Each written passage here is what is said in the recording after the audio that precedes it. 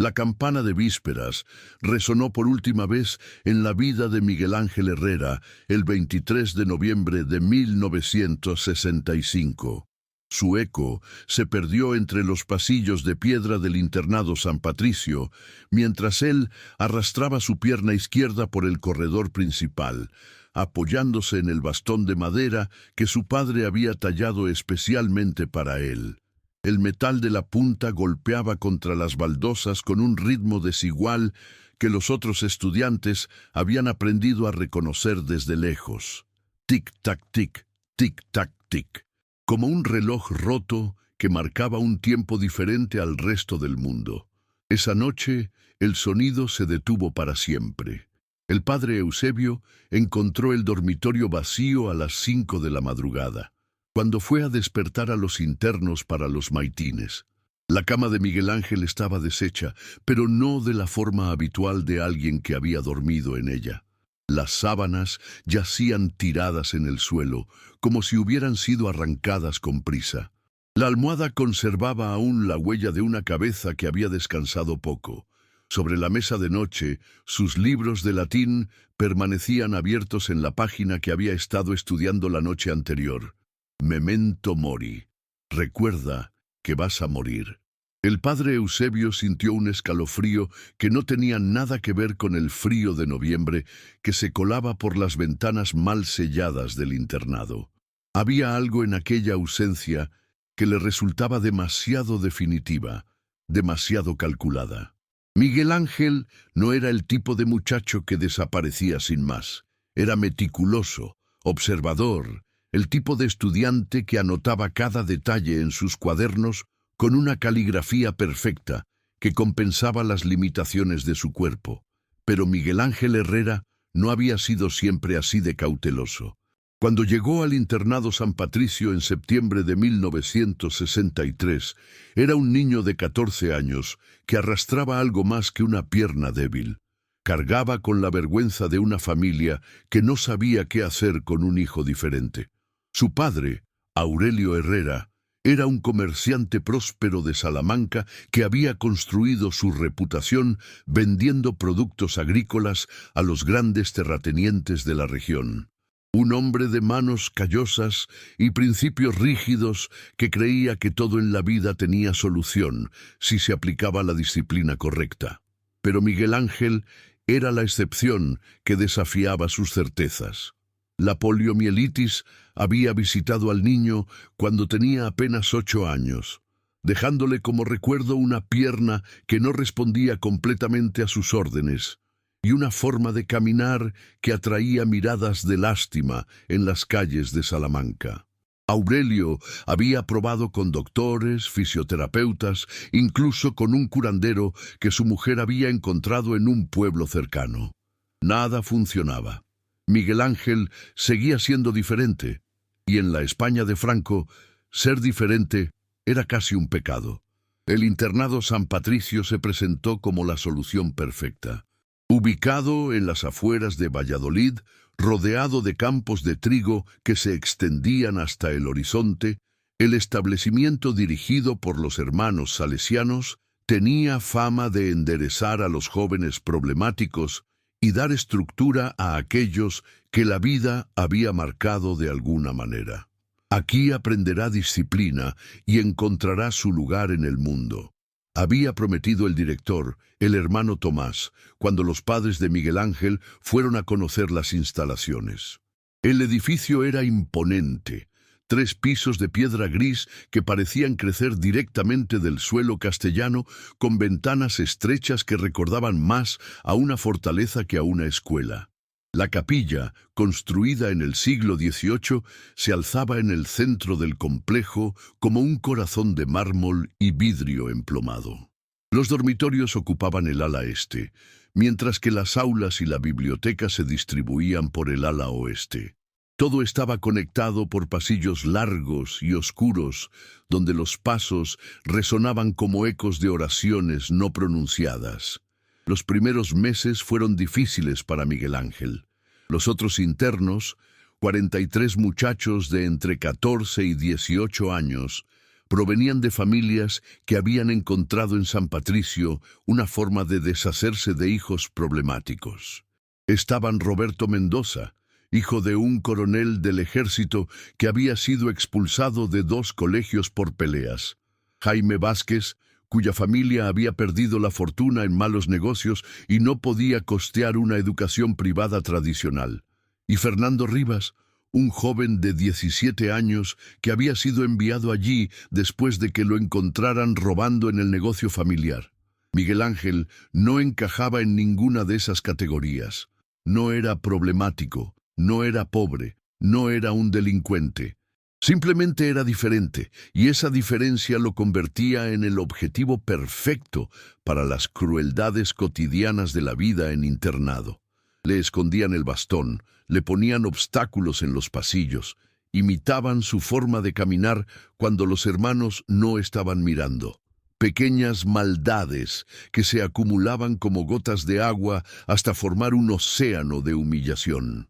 Pero Miguel Ángel tenía algo que sus compañeros no esperaban: una inteligencia aguda y una capacidad de observación que había desarrollado durante años de permanecer al margen. Mientras otros estudiantes se concentraban en sobrevivir a las clases de latín o evitar los castigos del hermano Anselmo, él había comenzado a notar cosas, pequeños detalles que no encajaban en la rutina aparentemente perfecta del internado, como las visitas nocturnas del hermano Tomás al dormitorio, cuando creía que todos dormían, como las conversaciones en voz baja entre algunos hermanos que se interrumpían abruptamente cuando aparecía algún estudiante, como la forma en que ciertos muchachos, siempre los más jóvenes, siempre los más vulnerables, parecían cambiar después de ser llamados al despacho del director para conversaciones privadas.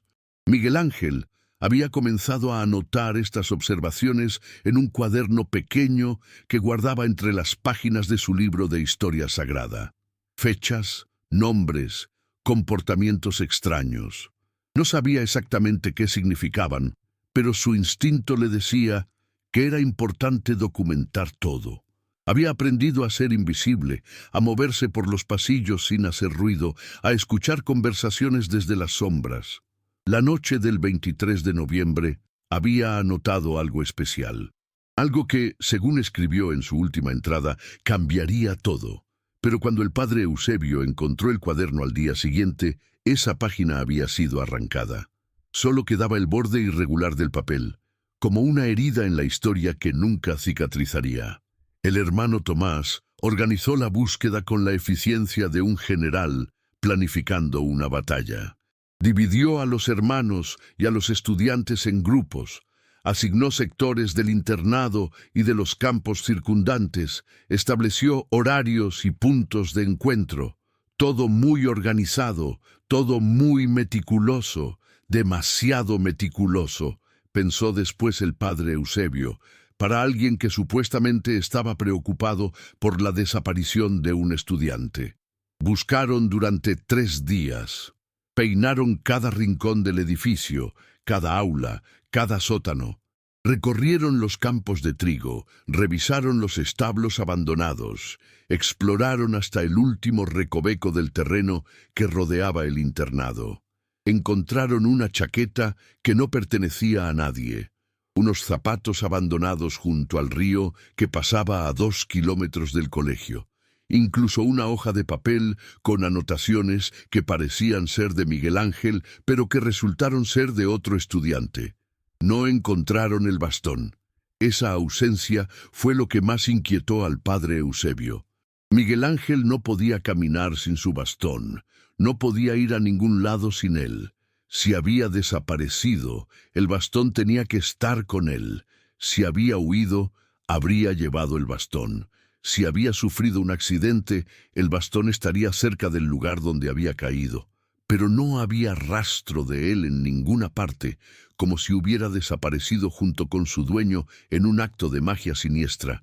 El hermano Tomás informó a la Guardia Civil el 4.º día. Vinieron 2 guardias que hicieron algunas preguntas rutinarias, revisaron superficialmente las instalaciones y concluyeron que el muchacho había huido. Estos casos son más comunes de lo que parece, dijo el sargento González mientras cerraba su libreta. Los muchachos a veces no aguantan la disciplina y deciden probar suerte en el mundo. Aparecerá en Madrid o en Barcelona, ya verán. Pero el padre Eusebio sabía que esa explicación no tenía sentido. Miguel Ángel no era el tipo de chico que huía. Era demasiado inteligente, demasiado calculador para intentar algo tan impulsivo. Además, ¿cómo iba a huir sin su bastón? ¿Cómo iba a sobrevivir en las calles con su discapacidad? No tenía sentido. Los días pasaron y la rutina del internado se reorganizó alrededor de la ausencia de Miguel Ángel. Su cama fue asignada a un nuevo estudiante que llegó en diciembre. Sus libros fueron redistribuidos en la biblioteca. Sus pertenencias fueron empacadas y enviadas a sus padres, junto con una carta oficial del hermano Tomás expresando las condolencias de la institución y la esperanza de que el muchacho apareciera pronto. Pero había algo más que desapareció junto con Miguel Ángel: el miedo. Un miedo que había estado presente en algunos estudiantes, especialmente los más jóvenes, y que de repente se desvaneció como si nunca hubiera existido. Las conversaciones en voz baja se volvieron más abiertas. Los muchachos, que antes parecían constantemente nerviosos, comenzaron a relajarse. Era como si la desaparición de Miguel Ángel hubiera eliminado no solo a un estudiante, sino a un testigo incómodo. El padre Eusebio comenzó a hacer sus propias preguntas. Discretamente, sin llamar la atención del hermano Tomás. Habló con los estudiantes, con los otros hermanos, con el personal de cocina y limpieza. Nadie había visto nada, nadie había oído nada. Pero en sus ojos detectaba algo que no había estado ahí antes: alivio. Fue entonces cuando encontró el primer indicio real de lo que había pasado. Estaba limpiando la capilla una tarde de diciembre cuando notó que una de las losas del suelo, cerca del altar, estaba ligeramente desplazada. Al principio pensó que era su imaginación, pero cuando se acercó a investigar, pudo ver que la piedra había sido movida recientemente. Había rastros de mortero fresco en los bordes, como si alguien la hubiera levantado y vuelto a colocar. Pero cuando intentó mover la losa, descubrió que estaba sellada con una mezcla de cemento que olía a fresco. Alguien había trabajado allí muy recientemente y había hecho un trabajo profesional, demasiado profesional para ser casual. Esa noche, el padre Eusebio tomó una decisión que cambiaría el curso de su vida. Decidió que no podía quedarse callado. Tenía que hacer algo, aunque no supiera exactamente qué. Comenzó a escribir una carta detallada dirigida al obispo de Valladolid, documentando todas sus sospechas, todas las inconsistencias que había notado, todas las preguntas que no habían sido respondidas. Nunca terminó esa carta. A la mañana siguiente, el hermano Tomás lo llamó a su despacho y le informó que había sido trasladado a una misión en África. Una oportunidad maravillosa para servir a Dios en tierras lejanas. Le dijo con una sonrisa que no alcanzaba sus ojos. «Partes la semana que viene». El padre Eusebio entendió el mensaje, pero antes de partir hizo una última cosa. Enterró una copia de sus notas sobre la desaparición de Miguel Ángel en un lugar donde sabía que nadie las encontraría hasta que fuera el momento adecuado. Las escondió en el mismo sitio donde años atrás había encontrado el diario de otro estudiante que había desaparecido misteriosamente, detrás de un ladrillo suelto en el muro exterior de la capilla. 40 años después, cuando los demoledores llegaron para derribar las ruinas del internado San Patricio, encontraron algo que nadie esperaba. Entre los escombros de la capilla, enterrado bajo décadas de polvo y abandono, apareció un bastón de madera tallada, y junto a él, envueltas en un pedazo de tela impermeable, las notas que el padre Eusebio había dejado como testamento de una verdad que alguien había intentado enterrar para siempre. La investigación que se había cerrado 40 años atrás estaba a punto de reabrirse, pero esta vez los muertos tendrían voz. Carmen Delgado había visto demasiadas cosas en sus 15 años como periodista de investigación para sorprenderse fácilmente. Había destapado redes de corrupción municipal. Había seguido el rastro de dinero negro en construcciones irregulares. Había documentado abusos de poder que habían terminado con carreras políticas y reputaciones construidas durante décadas. Pero cuando recibió la llamada del arquitecto encargado de la demolición del antiguo internado San Patricio, sintió que algo diferente se agitaba en su estómago. «Señora Delgado, creo que debería venir a ver esto», había dicho Martín Ruiz con una voz que temblaba ligeramente al otro lado del teléfono. «Hemos encontrado algo que no debería estar aquí». Carmen llegó a Valladolid en el primer tren de la mañana. El paisaje invernal de Castilla se extendía gris y desolado más allá de las ventanillas como un presagio de lo que estaba por descubrir.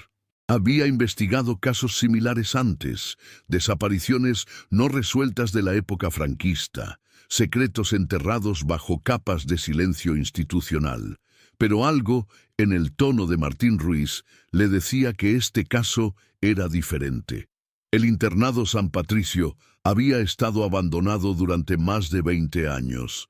Los salesianos habían cerrado la institución en 1985, cuando los escándalos comenzaron a filtrarse a la prensa y las familias empezaron a hacer preguntas incómodas. Oficialmente, la clausura se debía a problemas financieros y a la disminución de vocaciones religiosas. Extraoficialmente, todo el mundo sabía que había algo más, algo que la Iglesia prefería mantener en silencio. Carmen estacionó su Volkswagen junto a la valla que rodeaba las ruinas y caminó hacia el punto donde los trabajadores habían interrumpido la demolición. Martín Ruiz la esperaba junto a una montaña de escombros, con el casco de seguridad en una mano y una expresión que mezclaba curiosidad y inquietud. «Está ahí», señaló hacia un hueco en lo que había sido el suelo de la capilla. «Aparecieron cuando levantamos las losas del altar. El bastón estaba a medio metro de profundidad y las notas estaban envueltas en un pedazo de tela impermeable, como si alguien las hubiera enterrado deliberadamente». Carmen se acercó al borde del agujero y miró hacia abajo. El bastón de madera tallada yacía entre los escombros como un hueso prehistórico, esperando a ser descubierto por algún arqueólogo del futuro. Pero no era la antigüedad lo que la inquietaba, sino la intención. Alguien había enterrado ese bastón con cuidado, alguien había querido preservarlo para que fuera encontrado algún día. «¿Han tocado algo?», preguntó Carmen mientras se ponía los guantes de látex que siempre llevaba en su bolsa. «No hemos movido nada desde que lo encontramos ayer por la tarde. Llamé primero a la Guardia Civil, pero me dijeron que tenía que contactar con el juzgado porque se trataba de una propiedad privada. Luego pensé en usted porque había leído sus artículos sobre casos similares». Carmen había desarrollado cierta reputación en el mundo del periodismo de investigación por su capacidad para desentrañar misterios del pasado.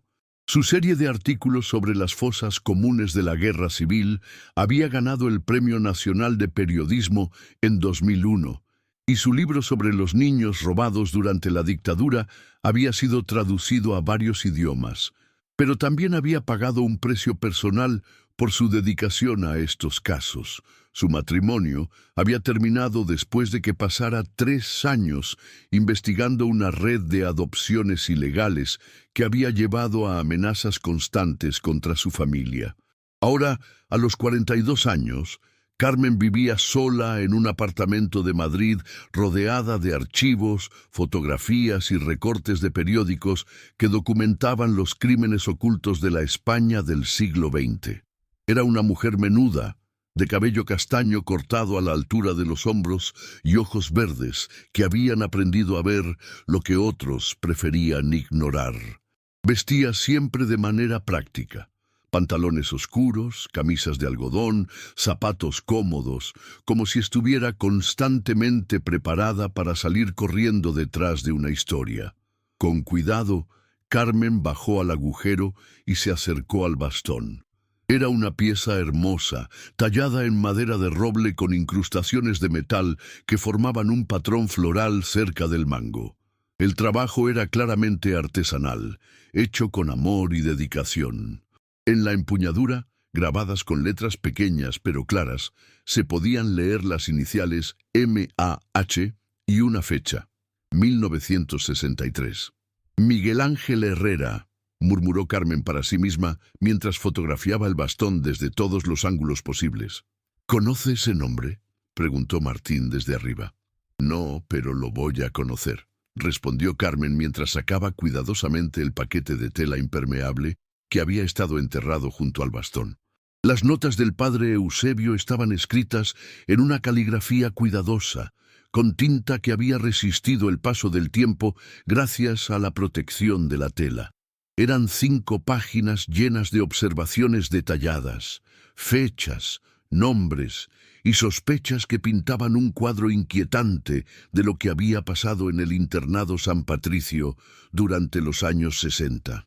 Carmen leyó las notas con la concentración de un detective estudiando pruebas forenses. El padre Eusebio había documentado todo: las visitas nocturnas del hermano Tomás, los cambios de comportamiento en ciertos estudiantes, las conversaciones interrumpidas, las inconsistencias en la versión oficial de la desaparición de Miguel Ángel.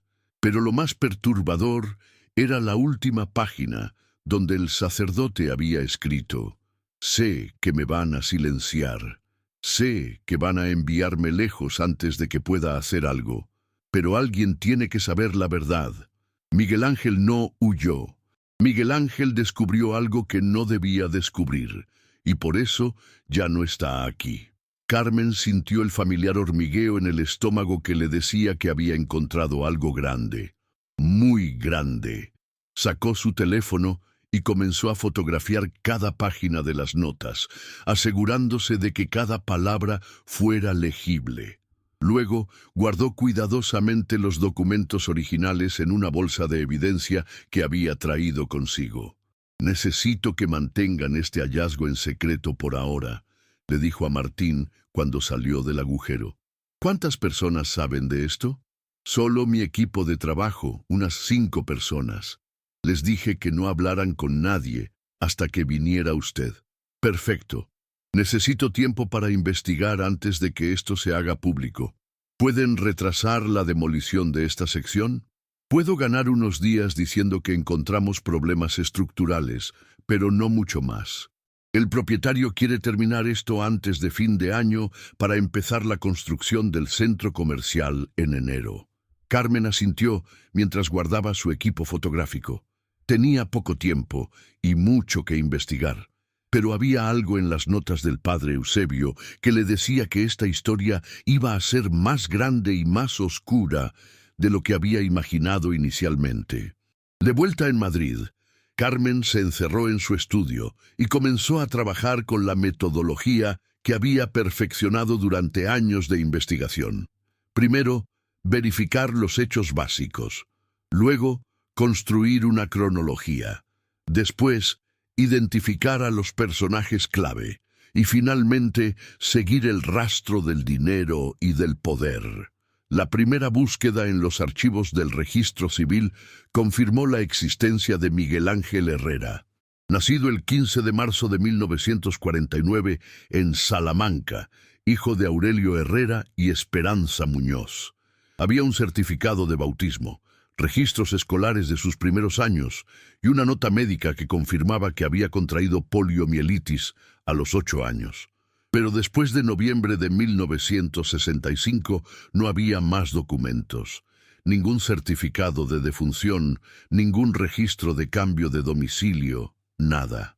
Era como si hubiera desaparecido del mundo administrativo español. Carmen encontró el obituario de Aurelio Herrera en el archivo del periódico de Salamanca. Había muerto en 1987 de un infarto, dejando una pequeña fortuna a su esposa Esperanza. En el obituario se mencionaba que había tenido un hijo, Miguel Ángel, pero no se daba ningún detalle sobre él. Esperanza Herrera había muerto en 1994 y en su obituario se decía que no tenía descendencia. Los registros del internado San Patricio eran más difíciles de encontrar. La institución había cerrado en 1985 y sus archivos habían sido trasladados a la sede provincial de los Salesianos en Madrid. Carmen tuvo que llamar a varios contactos en la iglesia antes de conseguir acceso a los documentos. Lo que encontró la dejó helada. Había un expediente de Miguel Ángel Herrera que confirmaba su ingreso en septiembre de 1963. Las notas académicas mostraban que era un estudiante brillante, especialmente en latín e historia. Pero había algo extraño en el expediente. La última entrada estaba fechada el 20 de noviembre de 1965, 3 días antes de su desaparición. Después de esa fecha, no había más notas, no había más evaluaciones, no había más nada. Era como si alguien hubiera decidido que Miguel Ángel Herrera dejaba de existir a partir de ese momento. Pero lo más inquietante era una nota manuscrita en el margen de la última página del expediente. Estaba escrita con una caligrafía diferente, más nerviosa, y decía: caso cerrado por orden superior, no hacer más preguntas, H.T. Carmen sabía que esas iniciales correspondían al hermano Tomás, el director del internado en 1965. Había encontrado su nombre en varios documentos oficiales de la institución, pero cuando intentó localizar información sobre él, se encontró con otro muro de silencio. No había obituario, no había registros posteriores a 1985, no había nada que indicara qué había pasado con él después del cierre del internado. Fue entonces cuando Carmen decidió que necesitaba ayuda. Llamó a Eduardo Méndez, un detective privado con el que había trabajado en varios casos anteriores. Eduardo era un ex guardia civil que había dejado el cuerpo después de enfrentarse con sus superiores por un caso de corrupción. Ahora trabajaba como investigador privado, especializado en casos difíciles que requerían acceso a información oficial. Necesito que localices a todas las personas que estuvieron en el internado San Patricio entre 1963 y 1965, le dijo Carmen, cuando se encontraron en una cafetería cerca de la Puerta del Sol. Estudiantes, profesores, personal, todos los que puedan haber conocido a Miguel Ángel Herrera. Eso va a ser complicado, respondió Eduardo mientras revisaba las notas que Carmen había traído. Han pasado 40 años. Mucha gente habrá muerto, otros habrán cambiado de nombre, algunos no querrán hablar, pero puedo intentarlo. También necesito que averigües qué pasó con el hermano Tomás. Hay algo raro en la forma en que desaparece de los registros después de 1985. Eduardo asintió mientras guardaba las notas en su maletín. Dame una semana. Tengo contactos en el archivo de la Seguridad Social que pueden ayudarme a seguir el rastro de estas personas. Mientras Eduardo comenzaba su investigación, Carmen decidió tomar otro enfoque. Fue a la hemeroteca de la Biblioteca Nacional y comenzó a revisar los periódicos de Valladolid de noviembre y diciembre de 1965. Si había habido una desaparición en un internado religioso, alguien tenía que haber escrito algo sobre ello. Encontró una pequeña nota en el diario local del 28 de noviembre de 1965. Era apenas 3 líneas en la sección de sucesos. La Guardia Civil de Valladolid investiga la desaparición de un estudiante del internado San Patricio. Miguel Ángel Herrera, de 16 años, no ha sido localizado después de 5 días de búsqueda. Se cree que el joven pudo haber huido del centro educativo. Eso era todo. 3 líneas para resumir la desaparición de un ser humano. Carmen sintió una mezcla de rabia y tristeza al leer esas palabras tan frías, tan desprovistas de humanidad. Miguel Ángel Herrera se había convertido en una simple estadística, en un caso cerrado sin resolver. Pero había algo más que la inquietaba. ¿Por qué tan poca cobertura?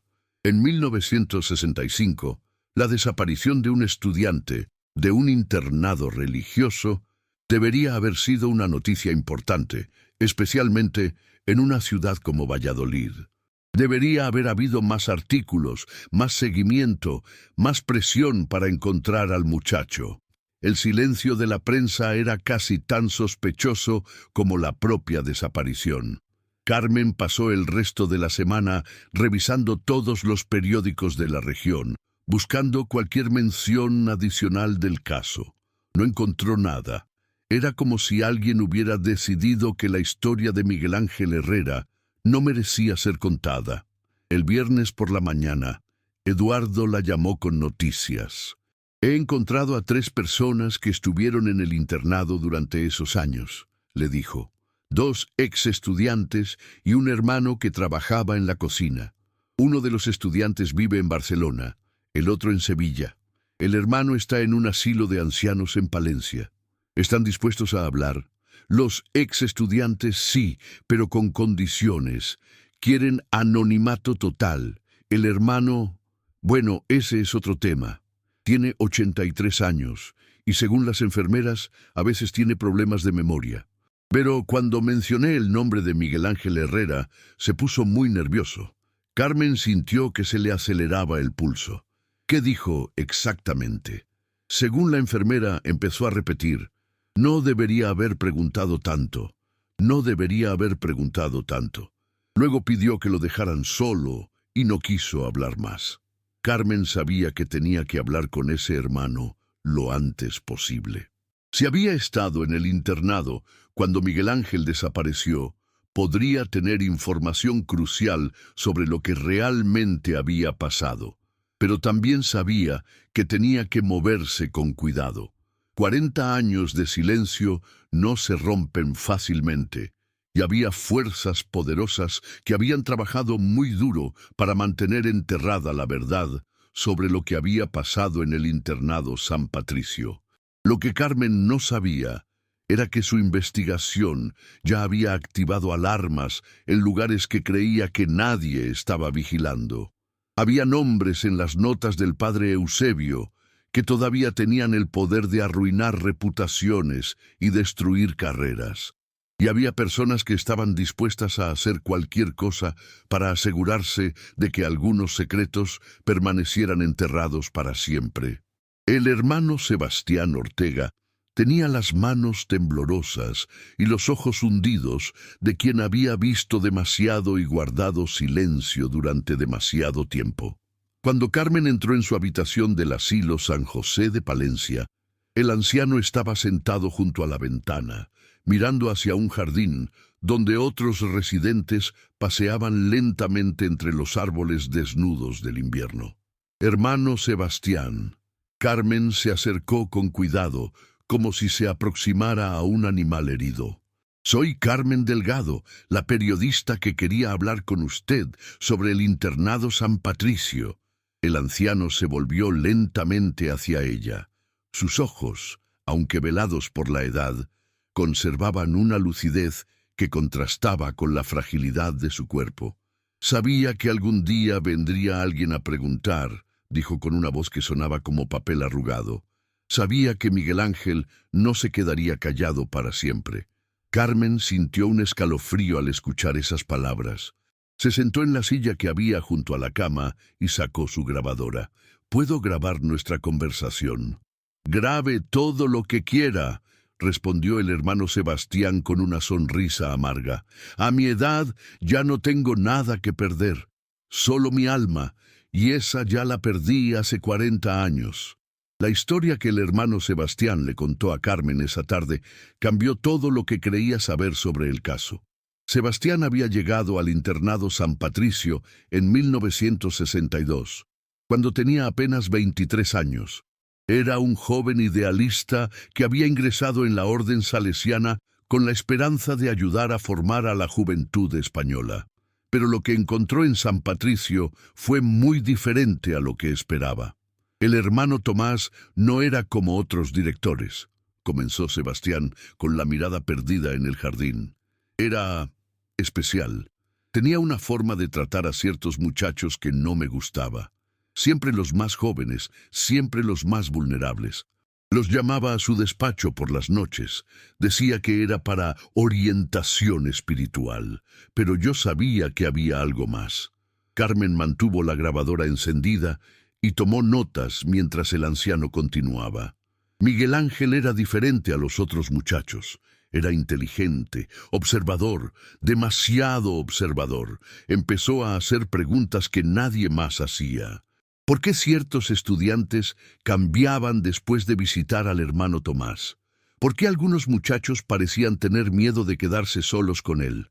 ¿Por qué las orientaciones espirituales siempre eran de noche y siempre en privado? ¿Usted sabía lo que estaba pasando?, preguntó Carmen. El hermano Sebastián cerró los ojos como si el dolor fuera físico. Sabía, pero no sabía. Tenía sospechas, pero no pruebas. Y en aquellos tiempos, acusar a un superior de algo así era impensable.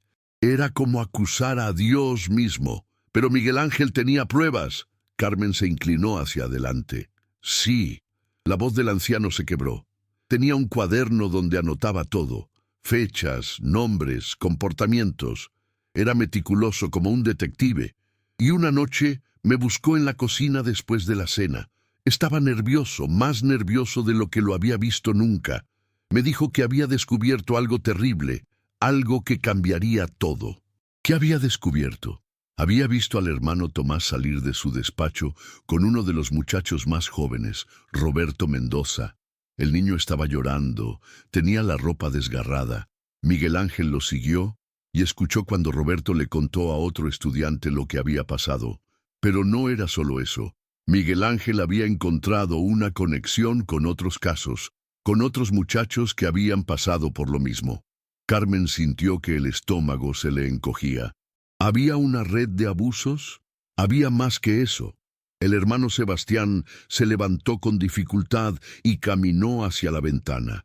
Había fotografías. El hermano Tomás tenía una cámara y tomaba fotografías de lo que hacía. Miguel Ángel las había visto. Estaban en una caja fuerte en el despacho del director. ¿Cómo había conseguido Miguel Ángel ver esas fotografías? Era inteligente, muy inteligente. Había aprendido a moverse por el internado sin ser visto.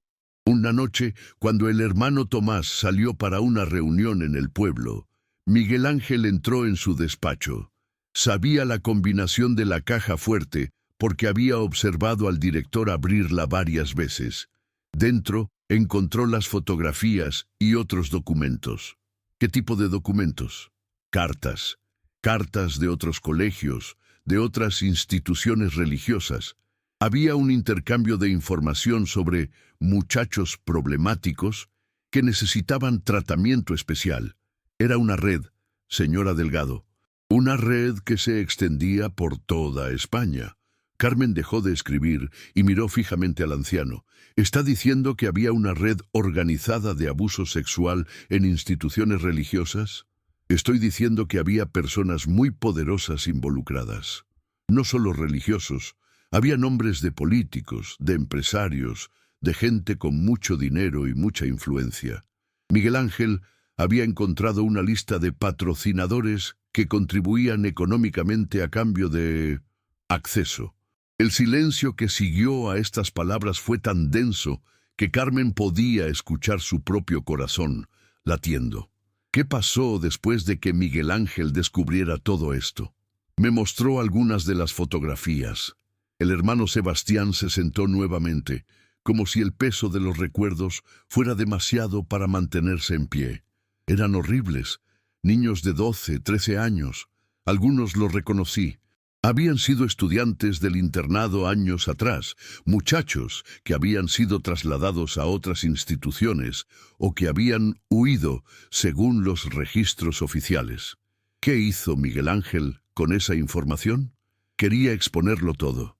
Era valiente, demasiado valiente para su propio bien. Me dijo que iba a escribir una carta al obispo, que iba a denunciar todo ante las autoridades. Le supliqué que no lo hiciera, que era demasiado peligroso, pero él me dijo que no podía quedarse callado sabiendo lo que sabía. Carmen sintió que las piezas del rompecabezas comenzaban a encajar.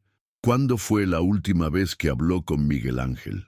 La noche del 22 de noviembre de 1965. Vino a la cocina después de la cena, como siempre, pero esta vez estaba diferente. Tenía miedo, pero también tenía determinación. Me dijo que había escrito la carta al obispo y que la iba a enviar al día siguiente. También me dijo que había hecho copias de las fotografías más comprometedoras y que las había escondido en un lugar seguro. ¿Dónde las había escondido? No me lo dijo. Dijo que era mejor que no lo supiera, para mi propia seguridad. Pero me dijo que si algo le pasaba, buscara detrás del ladrillo suelto en el muro de la capilla. Ahí había dejado pistas sobre dónde encontrar las copias. Carmen recordó las notas del padre Eusebio que había encontrado precisamente en ese lugar. ¿Qué pasó después? Esa fue la última vez que lo vi vivo. El hermano Sebastián comenzó a llorar silenciosamente. A la mañana siguiente, su cama estaba vacía, pero yo sabía que no había huido. Miguel Ángel no era el tipo de muchacho que huye. Era el tipo de muchacho que se queda y lucha. ¿Cree que lo mataron? Sé que lo mataron. La voz del anciano se endureció. Y sé quién lo hizo. Esa noche, después de que encontraran la cama vacía, vi al hermano Tomás hablando por teléfono en su despacho. Estaba muy nervioso, muy agitado. Escuché parte de la conversación. Decía cosas como, ya está resuelto y no habrá más problemas. Luego, unos días después, llegaron hombres a revisar el internado. Decían que eran de la Guardia Civil, pero no llevaban uniformes. Revisaron la habitación de Miguel Ángel, su taquilla, todos sus libros. Se llevaron todo. ¿Qué pasó con las fotografías y los documentos que Miguel Ángel había encontrado? Desaparecieron. La caja fuerte del hermano Tomás apareció vacía una semana después. Él dijo que había sido robada, pero yo sabía que había movido todo a un lugar más seguro. Tenía miedo de que hubiera más copias, más evidencia. Carmen se dio cuenta de que estaba frente a algo mucho más grande de lo que había imaginado. ¿Por qué no denunció nada de esto? ¿A quién iba a denunciar? El hermano Sebastián la miró con una mezcla de tristeza y amargura. ¿A la Guardia Civil que había ayudado a encubrir el caso? ¿A la iglesia que estaba involucrada hasta el cuello? ¿A los políticos que aparecían en las fotografías? Estábamos en 1965, señora Delgado. Era la España de Franco. No había justicia para casos como este. ¿Qué pasó con los otros muchachos que habían sido abusados? Algunos fueron trasladados a otras instituciones. Otros fueron enviados de vuelta a sus familias con historias inventadas sobre problemas de conducta. Unos pocos desaparecieron como Miguel Ángel. Pero nunca se hicieron las mismas preguntas, nunca se organizaron las mismas búsquedas. Recuerda los nombres de otros muchachos que pudieran haber sido víctimas. El hermano Sebastián cerró los ojos y recitó una lista de nombres que Carmen anotó cuidadosamente. Roberto Mendoza, Jaime Vázquez, Fernando Rivas, Antonio Serrano, Luis Morales, Carlos Jiménez. Todos tenían entre 12 y 15 años. Todos eran vulnerables de alguna manera. Huérfanos, hijos de familias pobres, muchachos con problemas físicos o emocionales. ¿Alguno de ellos sigue vivo? No lo sé. Perdí el contacto con todos después de que cerraran el internado. Pero si encuentra a alguno, pregúntele por las fotografías. Miguel Ángel dijo que había hecho copias, que las había escondido en un lugar seguro. Si siguen ahí, serían la prueba que necesita para demostrar lo que realmente pasó. Carmen miró su reloj. Habían estado hablando durante más de 2 horas y el hermano Sebastián parecía agotado. ¿Hay algo más que recuerde? ¿Algo que pueda ayudarme a encontrar la verdad? Hay una cosa. El anciano se levantó con dificultad y caminó hacia una cómoda pequeña. Abrió el cajón superior y sacó un sobre amarillento. Esto llegó por correo unos días después de la desaparición de Miguel Ángel. Estaba dirigido a mí, pero no tenía remitente. Adentro había solo esto. Le entregó a Carmen una fotografía en blanco y negro. Era una imagen borrosa, tomada desde lejos, pero se podía ver claramente a un grupo de hombres saliendo de un edificio.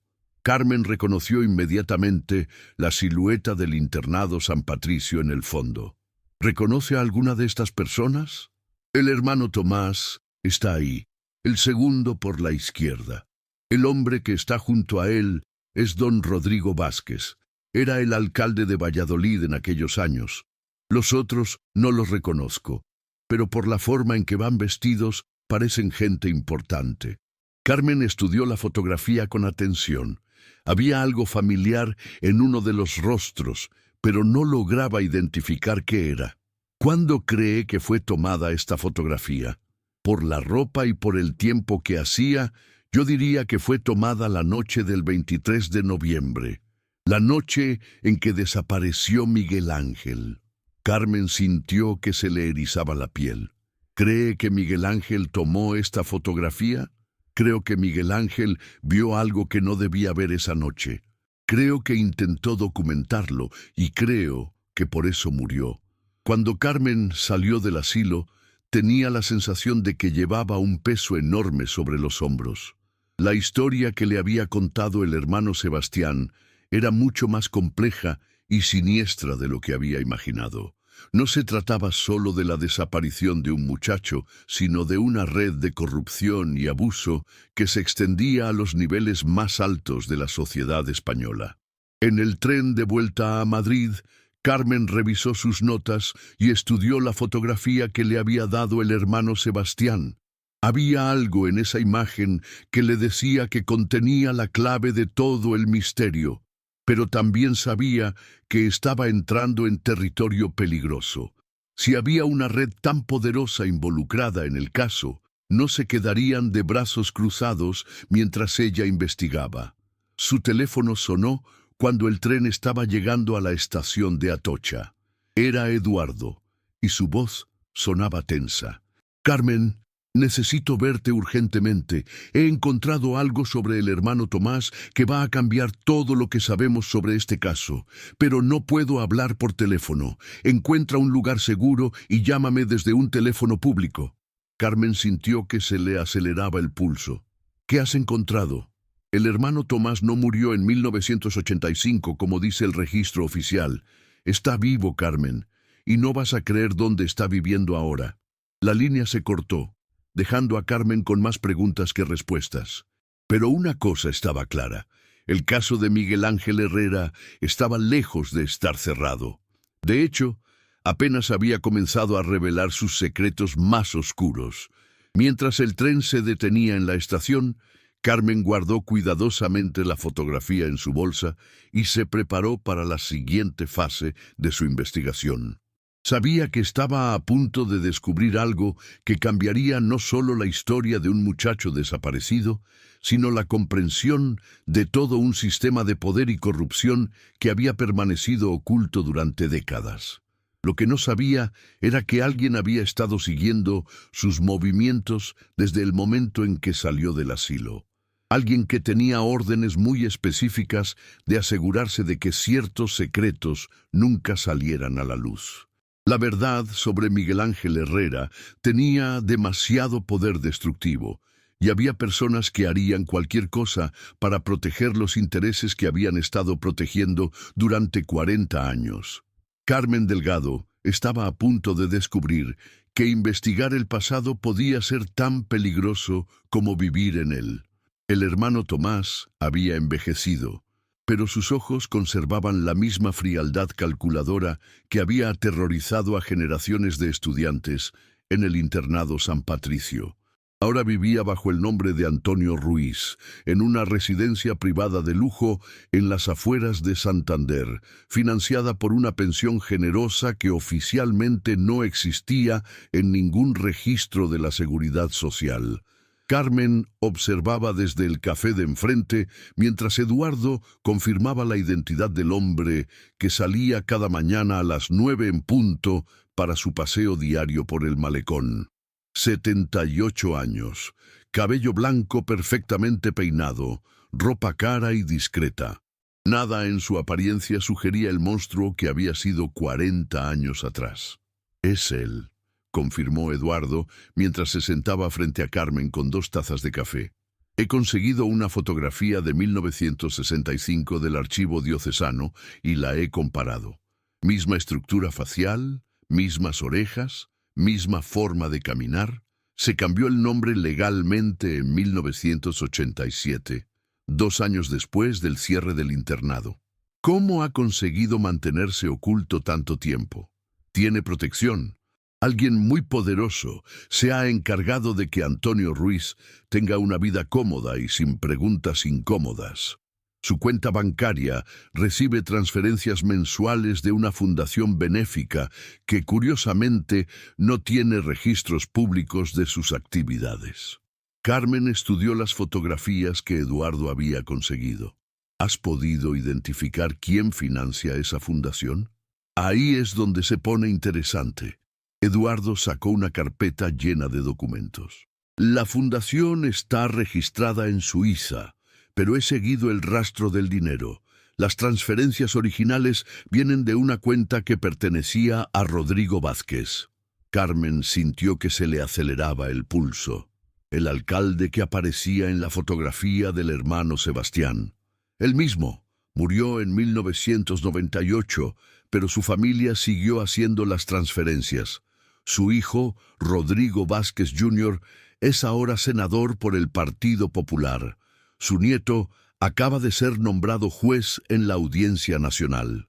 La magnitud de la conspiración comenzaba a revelarse ante los ojos de Carmen. No se trataba solo de encubrir los crímenes del pasado, sino de proteger las carreras políticas y las fortunas del presente. Necesito hablar con él, dijo Carmen, señalando hacia la residencia donde vivía el exhermano Tomás. Va a ser peligroso. Eduardo la miró con preocupación. Si realmente está protegido por gente tan poderosa, no van a quedarse de brazos cruzados. De hecho, creo que ya saben que lo estamos investigando. ¿Qué quieres decir? Ayer por la noche alguien entró en mi oficina. No se llevaron nada, pero revisaron todos mis archivos. Fue un trabajo profesional. Sabían exactamente qué buscar. También he notado un coche que me ha estado siguiendo desde esta mañana. Carmen miró por la ventana del café, intentando detectar algo sospechoso entre los peatones y vehículos que pasaban por la calle. Entonces tenemos que movernos rápido. Si saben que estamos cerca, van a intentar silenciarnos como silenciaron a Miguel Ángel, o van a trasladar al hermano Tomás a otro lugar donde no podamos encontrarlo. Carmen tomó una decisión. Voy a confrontarlo ahora mismo. Aprovecha que está solo en su paseo matutino. Tú mantente en contacto y si algo sale mal, llama a la policía. Carmen, esto es una locura. No sabemos de qué es capaz esta gente. Ya sé de qué son capaces. Carmen se levantó y se dirigió hacia la puerta. Mataron a un muchacho de 16 años hace 40 años. No van a detenerse ahora. Carmen salió del café y caminó rápidamente hacia el malecón donde el hermano Tomás realizaba su paseo matutino. Lo encontró sentado en un banco frente al mar, leyendo un periódico. Cuando se acercó, el hombre levantó la vista y por un instante Carmen vio un destello de reconocimiento en sus ojos. «¿Hermano Tomás?», preguntó Carmen, sentándose en el banco junto a él. El hombre la miró con una sonrisa que no llegaba a sus ojos. «Me temo que se confunde, señora. Mi nombre es Antonio Ruiz. Sabemos quién es usted realmente». Carmen sacó la fotografía que le había dado el hermano Sebastián. «También sabemos lo que pasó en el internado San Patricio en 1965. La sonrisa desapareció del rostro del hombre. Se quedó en silencio durante varios segundos, estudiando la fotografía. «No sé de qué me habla». «Miguel Ángel Herrera. ¿Recuerda ese nombre?». Esta vez la reacción fue inmediata. Los ojos del hermano Tomás se endurecieron y sus manos comenzaron a temblar ligeramente. Ese muchacho era un perturbado. Se inventaba historias, acusaba a gente inocente de cosas terribles. ¿Es por eso que lo mataron? Nadie mató a nadie. La voz del hermano Tomás se volvió más firme. Ese muchacho huyó del internado. Nunca supimos qué pasó con él después. Carmen se acercó más. Tenemos el testimonio del hermano Sebastián. Sabemos lo de las fotografías, lo de la red de abusos, lo de los patrocinadores. Sabemos todo. El hermano Tomás se levantó del banco como si hubiera recibido una descarga eléctrica. El hermano Sebastián es un anciano con problemas de memoria. Sus fantasías no prueban nada. También tenemos las notas del padre Eusebio. Carmen se levantó también, manteniéndose cerca del hombre. Las enterró antes de que lo enviaran a África. Documentó todo lo que vio, todas sus sospechas. Eusebio era un idealista ingenuo que veía conspiraciones donde no las había. ¿Y qué hay de esto? Carmen sacó su teléfono y le mostró una fotografía del bastón de Miguel Ángel. Lo encontramos enterrado en las ruinas de la capilla, junto con las notas del padre Eusebio. ¿Cómo explica eso? Por primera vez, el hermano Tomás pareció verdaderamente perturbado. No sé cómo llegó ahí ese bastón. Sí lo sabe, Carmen presionó, porque usted estuvo ahí cuando enterraron el cuerpo de Miguel Ángel, porque usted dio la orden. El hermano Tomás comenzó a caminar rápidamente por el malecón, como si intentara huir de la conversación. Carmen lo siguió. No puede seguir huyendo de esto. Han pasado 40 años. Es hora de decir la verdad. ¿La verdad? El hermano Tomás se detuvo bruscamente y se volvió hacia Carmen. Es que había muchachos problemáticos que necesitaban disciplina especial. Muchachos que inventaban historias, que causaban problemas, que ponían en peligro la reputación de instituciones honorables. ¿Llama disciplina especial a violar niños? Yo nunca violé a nadie, gritó el hermano Tomás, perdiendo por primera vez la compostura. Todo eso son mentiras, inventos de muchachos perturbados y periodistas sensacionalistas. Entonces explíqueme las fotografías que Miguel Ángel encontró en su caja fuerte. El hermano Tomás se quedó callado durante un largo momento, mirando hacia el mar como si buscara una respuesta en las olas. Cuando finalmente habló, su voz sonaba cansada, derrotada. Miguel Ángel era diferente, demasiado inteligente para su propio bien. Hacía preguntas que no debía hacer, investigaba cosas que no le concernían. Había encontrado ciertos documentos, ciertas fotografías que documentaban sus crímenes. No eran crímenes. El hermano Tomás se volvió hacia Carmen con furia. Era educación, disciplina. Estos muchachos venían de familias rotas, sin valores morales. Nosotros les dábamos estructura, les enseñábamos respeto. Carmen sintió náuseas al escuchar esas palabras. ¿Y las fotografías? Eran documentación para los benefactores que apoyaban nuestra labor. Gente importante que entendía la importancia de nuestro trabajo con muchachos difíciles. Gente como Rodrigo Vázquez. El hermano Tomás la miró con sorpresa. ¿Cómo conoce ese nombre? Sabemos de la red, hermano Tomás. Sabemos de los políticos, los empresarios, la gente poderosa que pagaba por acceso a estos muchachos. Miguel Ángel lo había descubierto todo, ¿verdad? El hermano Tomás se sentó pesadamente en otro banco, como si el peso de los años y los secretos finalmente lo hubieran vencido. Era solo un muchacho cojo con ideas grandiosas sobre la justicia y la verdad. No entendía cómo funcionaba el mundo real. ¿Qué pasó la noche del 23 de noviembre? Había una reunión. El hermano Tomás habló como si estuviera en trance. Los benefactores venían regularmente para supervisar nuestro trabajo. Miguel Ángel había estado espiando, haciendo fotografías. Esa noche intentó documentar la reunión. ¿Lo atraparon? Don Rodrigo lo vio primero. El muchacho estaba escondido detrás de la capilla con su cámara. Cuando intentó huir, su pierna no podía correr como los otros muchachos. Carmen sintió que se le cerraba la garganta. ¿Qué le hicieron? No queríamos lastimarlo. La voz del hermano Tomás se quebró. Solo queríamos asustarlo, que entendiera que tenía que quedarse callado. Pero el muchacho amenazó con ir a la policía, con contar todo a los periódicos. Decía que tenía copias de las fotografías escondidas en algún lugar. ¿Dónde están esas copias? Nunca las encontramos. El hermano Tomás levantó la vista hacia Carmen. Registramos toda su habitación, todos sus libros, todos sus escondites conocidos, pero el muchacho era inteligente. Las había escondido en algún lugar donde sabía que nadie las buscaría. ¿Qué le pasó a Miguel Ángel? El hermano Tomás cerró los ojos. Don Rodrigo dijo que no podíamos correr riesgos, que había demasiado en juego, demasiada gente importante involucrada. Dijo que tenía que parecer que el muchacho había huido. Pero no huyó. No. Don Rodrigo tenía contactos en la Guardia Civil, gente que entendía la importancia de proteger las instituciones importantes. Se encargaron de todo muy discretamente. Carmen sintió que las lágrimas le quemaban los ojos.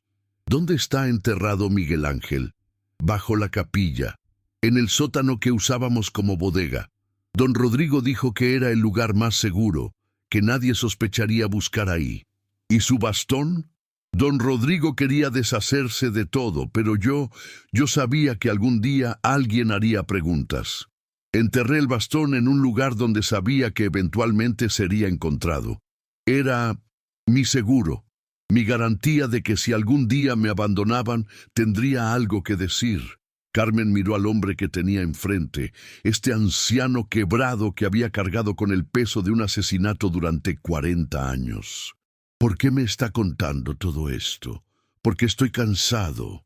El hermano Tomás la miró con ojos que habían perdido toda la frialdad anterior. Porque he vivido 40 años sabiendo lo que hicimos. Porque cada noche veo la cara de ese muchacho, sus ojos cuando se dio cuenta de lo que iba a pasar. Rodrigo Vázquez dio la orden directamente. Don Rodrigo no daba órdenes directamente. Era demasiado inteligente para eso, pero dejó muy claro lo que tenía que pasar. Y tenía razón sobre una cosa. Había demasiado en juego. Su carrera política, su fortuna, las reputaciones de una docena de hombres importantes. La vida de un muchacho cojo no pesaba nada comparada con todo eso. Carmen sacó su grabadora y la puso sobre el banco entre ambos. Necesito que repita todo esto oficialmente. Necesito que haga una confesión completa. El hermano Tomás miró la grabadora durante un largo momento. ¿Sabe lo que va a pasar cuando publique esta historia? Van a hacer justicia, finalmente. Van a matarme. El hermano Tomás sonrió con amargura. Don Rodrigo está muerto, pero su hijo y su nieto tienen tanto que perder como él. No van a permitir que esta historia salga a la luz. Los protegeremos. Podemos ponerlo bajo custodia policial. Señora Delgado, el hermano Tomás la miró con una mezcla de lástima y admiración. Usted no entiende contra qué se está enfrentando. Esta gente controla jueces, políticos, medios de comunicación. Tienen poder para hacer desaparecer no solo a un anciano como yo, sino a una periodista curiosa como usted. Entonces, ¿por qué me está hablando?